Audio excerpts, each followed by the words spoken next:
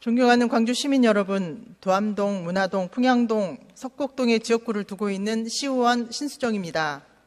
청룡후에 갑진년 첫 회기 5분 발언을 통해 새 인사를 올리게 되어 매우 뜻깊게 생각합니다. 광주 시민 여러분의 새해 건강과 안녕을 기원합니다. 아무도 가지 않는 길을 걷는 것은 참으로 힘들고 어렵습니다. 그러나 가지 않는 길이 주는 의미와 아름다움이 충만할 때도 있습니다. 전국 최초 본 의원이 제정한 광주광역시 은둔형 외톨이 지원 조례가 그러했습니다. 지난 8대 의회에서 조례를 제정할 당시 광주시 집행부는 중앙정부의 법률 제정과 예산을 통해 추진하는 것이 효율적이라며 조례 제정에 반대했습니다. 그러나 조례 제정 이후 그토록 어렵게 탄생한 은둔형 외톨이 지원 조례는 전국에서 이슈를 섬점해 갔습니다.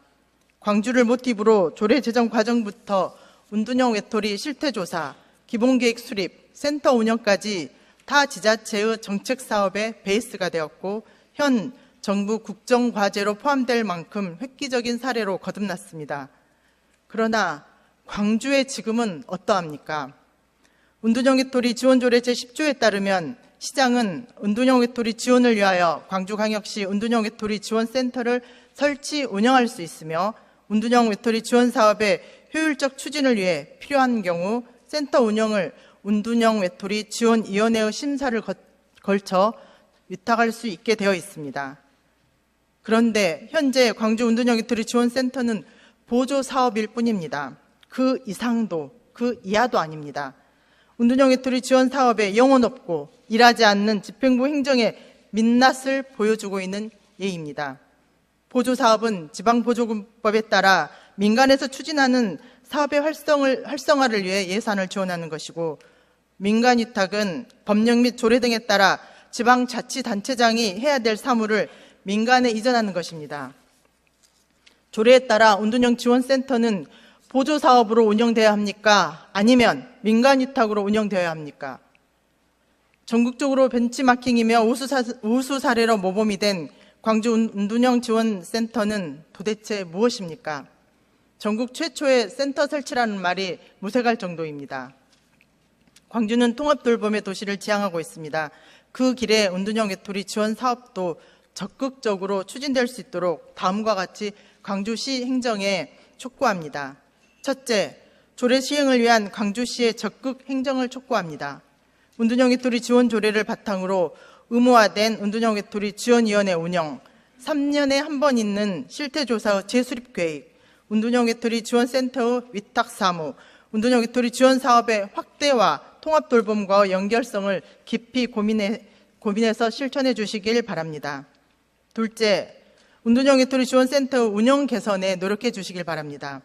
은둔형 당사자 발굴이 매우 어려운 상황임에도 센터는 운영일에 현재 65명의 사례 관리를 하고 있고 센터 운영에 4명의 인력 중 2명이 사례를 관리하고 있는 상황에서 사례 관리 인력 1명당 30명을 관리해야 하는 실정입니다.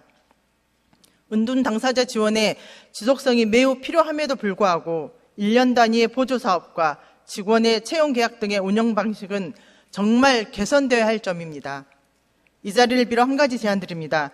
시장님께서도 은둔형 외톨이 지원센터를 본 의원과 함께 방문하여 관련 애로사항을 청취하고 전국에서 모범이 되는 광주 은둔형 외톨이 지원 사업에 힘써 주실 것을 부탁드리겠습니다.